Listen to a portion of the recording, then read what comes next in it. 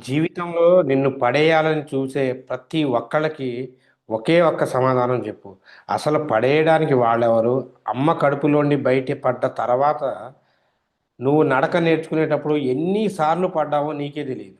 అన్ని సార్లు పడి లెగిసి ఈరోజు నడిచి పరిగెత్తేవాడికి కొత్తగా వాడు పడేసేదేముంది? వాడు నీది చేసేదేముంది? సో పడడం నీకు కొత్త కాదు, లెగడం నీకు కొత్త కాదు, నడవడం నీకు కొత్త కాదు.